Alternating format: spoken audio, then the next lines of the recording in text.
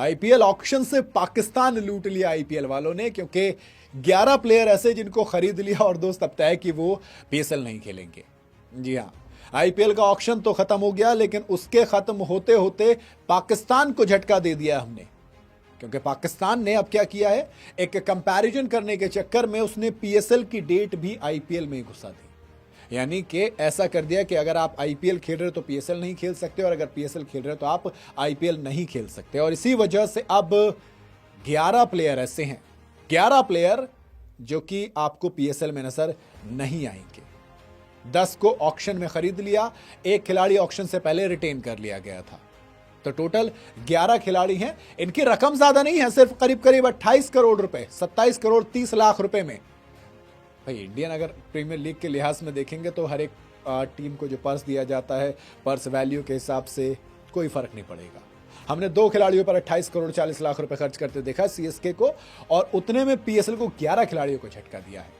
चलिए आपको बता देता हूं। सबसे पहले तो जो खिलाड़ी ऐसे हैं जो पीएसएल का हिस्सा थे लेकिन आईपीएल में खेलेंगे, उसमें से नाम है फिन एलन का, जिनको केकेआर ने ले लिया है, एक wicket keeper batter. Jason Holder भी इस बार, पिछली बार अनसोल्ड गए थे, इस बार बिके हैं।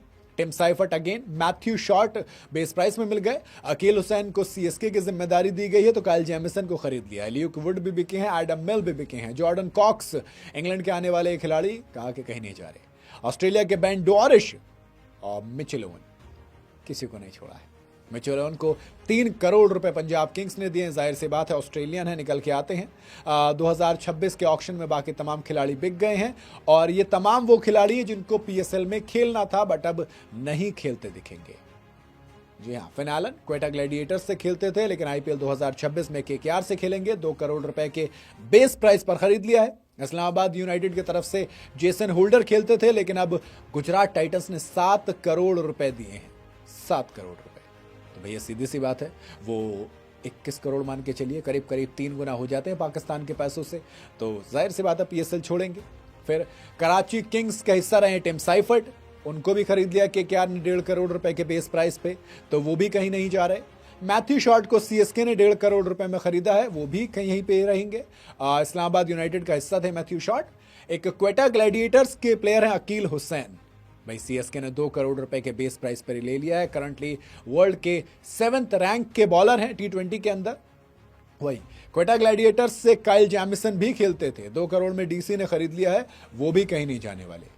ल्यूक वुड की बात करें तो 75 लाख रुपए का बेस प्राइस था, जीटी ने लास्ट में ले लिया, कहा कि रख लेंगे, कोई बात नहीं है, पीएसएल नहीं जाने वाले, क्योंकि पेशावर जालमी के साथ थे, बाबर आजम के साथ थे, और अब आपको नजर नहीं आएंगे।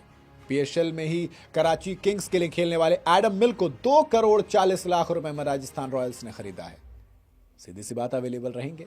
पीएसएल में इस्लामाबाद यूनाइटेड के लिए खेलने वाले 2 और प्लेयर, यानी कि जॉर्डन कॉक्स और बेन डॉरिश, इन दोनों को भी आप आईपीएल में देखेंगे, क्योंकि जॉर्डन कॉक्स को 75 लाख रुपए में आरसीबी ने खरीदा, तो पंजाब किंग्स ने बेन डॉरिश पर 4 करोड़ 40 लाख रुपए खर्च किए हैं, मतलब कहीं नहीं जाने वाले। देखो अब गलती किसकी है? गलती पीएसएल की है।